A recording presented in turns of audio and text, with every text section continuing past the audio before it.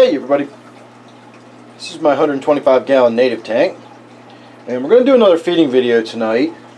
I'm going to start by putting some flake food in the center of the tank, and that should get most of the fish going nuts. I'm actually sort of looking around to see if I see any crayfish, and so far I do not. So I'm beginning to wonder if I even have any crayfish left in here. It's been a while since I've seen one.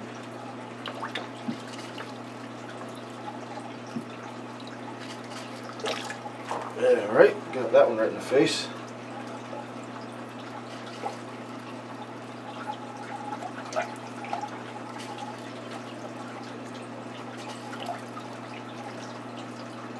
So this tank goes through a good bit of food every day. This is just the flake food. I haven't even made my rounds with the algae wafers yet.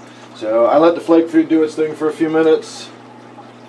Go around, hit the rest of the tanks in the room, give everybody else their flake food.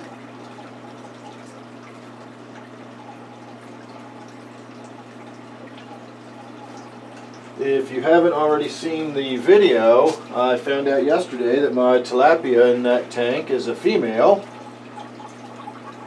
She's not native, but she's been in that tank for a couple years now, and she spawned. She's got a bunch of little eggs all hanging out down at the other end of the tank. Unfortunately, there's no male, so the eggs are not fertilized. They're not actually going to develop or turn into anything.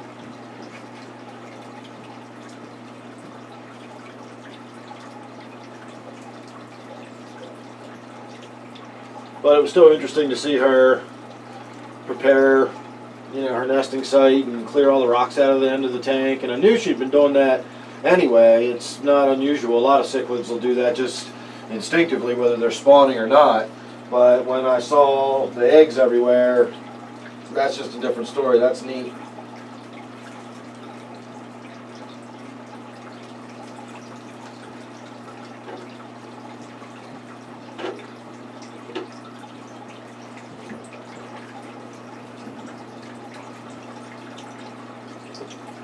One of the things I need to do on that tank, the one you're looking at, the next time I do some maintenance on it, I actually have to get up underneath the lighting and clean the inside of the hood, the inside of the glass.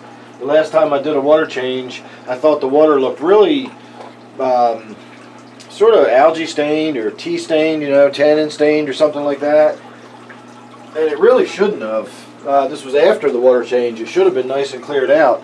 And what I found was the underside of the glass has a lot of green algae growing on it. So it's basically like putting a green filter in front of the lights, and that's what's giving the tank such a green tint. If you'll notice, the silvery looking fish have sort of a green glow about them.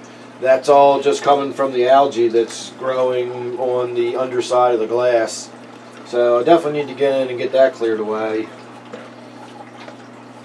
But that'll be the next time I get in here and do a water change. So right now I'm just breaking up some algae wafers. I usually do about 10 of them in this tank. I break some of them up into smaller pieces. I throw a few in whole. The reason is I want the smaller bits to, go around the place and get into nooks and crannies and fall down between the cracks in the rock. Provide forage for the animals, give them something to hunt for and to look for.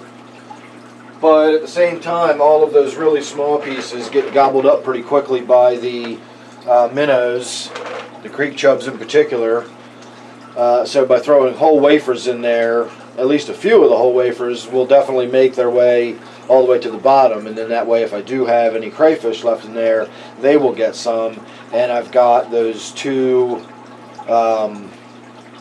silver suckerfish or white suckerfish or whatever they're called. Yeah, white suckerfish. This one here and this one here, and those are both off-walks grazers or algae eaters or whatever. So making sure I've got plenty of algae wafers in there for them is always a good idea too.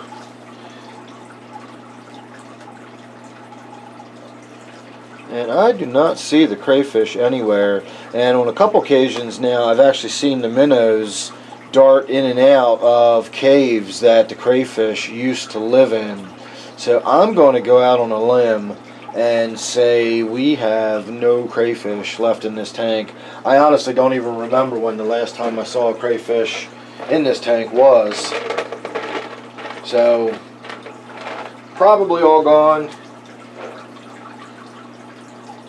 Still early enough in the year, we got plenty of time to go out and catch more, so I'm not worried about it. But I just need to know when I run out so I can add more. And presumably it's the creek chubs. I never realized how vicious they were until I actually saw one of them attacking a crayfish when I put some fresh new crayfish in the tank.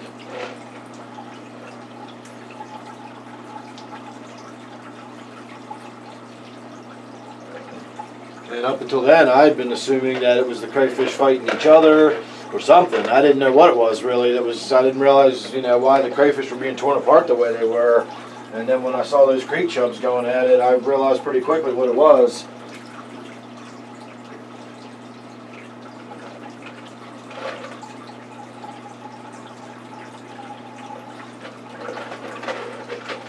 My Moonlight gourami over here is still doing okay. She still has a, you know, swim bladder issue. I don't ever expect that to get better. I just figure this is going to be how she lives, you know, the rest of her days. But she just spends her time, you know, kind of hanging out, lying up against something, and when I feed the tank, she comes out and she gets dinner and everything, and, you know, so who knows? We might get quite a bit of life out of her yet. But as I said, I don't expect whatever's wrong with her to get better or for her to heal at this point.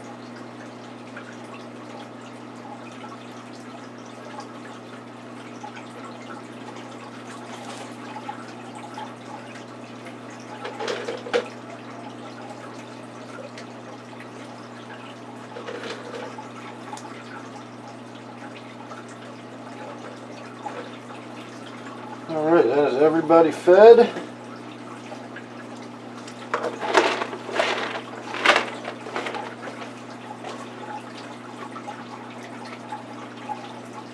Oh, what am I saying? That's not everybody fed. It's everybody fed except for my Tilapia, who gets his freeze-dried krill. And then, of course, Butterbean also gets some freeze-dried krill.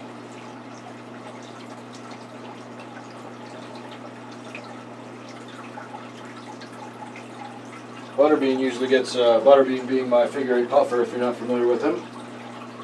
He usually gets a combination. I throw the freeze-dried krill in the evening when I'm going around doing normal feeding time like this. But usually during the day, if I find some snails in another tank, when I turn the lights on in my office tank, I usually find some snails that have come out during the night and are on the glass. I usually collect all them up and just come down in the morning when I turn the lights on down here. I throw the snails right in Butterbean's tank. So he generally gets snails at some point during the day, and then dinner time is when he gets his little floating bits of freeze-dried krill.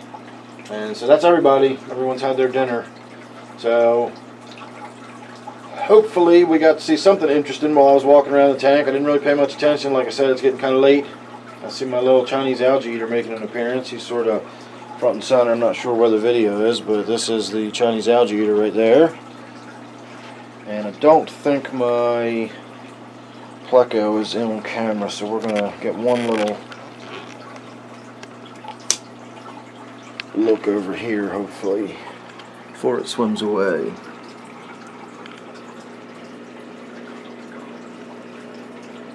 So that's my high-fin spotted Pleco.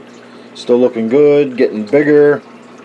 I don't see as much damage or stress or, you know, I think he's big enough now that the Chinese algae eater leaves him alone, in other words. So I don't think we've got anything to worry about there. And as far as the Chinese algae eater bothering the tilapia, I don't think that's the case either. I think the tilapia was down at that end by itself, not hiding from the Chinese algae eater, but rather preparing to spawn and sort of forcing everybody else down to this end of the tank, which is why this end of the tank is always so crowded now.